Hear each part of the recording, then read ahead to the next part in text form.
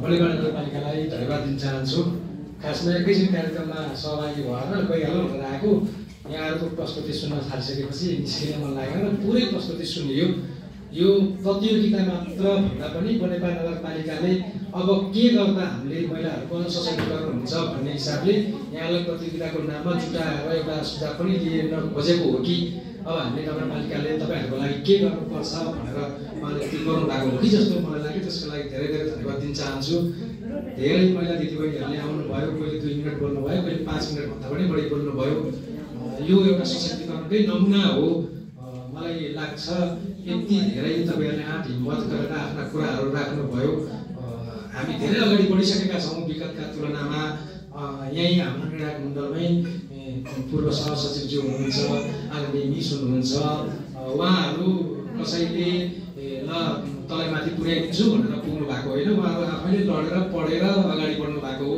यहाँहरूलाई पनि आफ्नो अधिकारका लागि, आफू सशक्त बन्नका लागि लड्नुहोस्, अगाडि बढ्नुहोस्। त्यसमा हामी सञ्चार माध्यमको तर्फबाट हामीले गर्नुपर्ने, खेल्नुपर्ने र बोल्नुपर्ने भूमिकाका लागि हामी सदैव तयार छौँ। बनेपा नगरपालिकाले महिला सशक्तिकरणका लागि निकै काम गरिरहेको छ। हाम्रै साथीहरू पनि वर्षै पछि आएर यहाँ दिदीबहिनीहरूलाई तालिम दिनुहुन्छ, कसरी बोल्ने, कसरी नेतृत्व विकास गर्ने, कसरी आफ्नो क्षमता विकास गर्ने, मञ्चमा कार्यक्रममा सार्वजनिक कार्यक्रम कसरी भाषण गर्ने भनेर वर्षै पछि तालिमहरू दिइरहेको छ।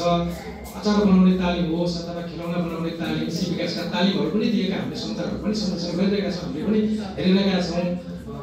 नगरपालिकाले शुक्रबार सञ्चालन गरेका हाट बजारमा पनि तालिम लिएरै अचार बनाउन सिकेका धेरै दिदीबहिनीहरूले त्यहाँ लगेर बिक्री गर्दा पनि आफ्नो आर्थिक अवस्थालाई सुधार गरिरहनु भएको छ।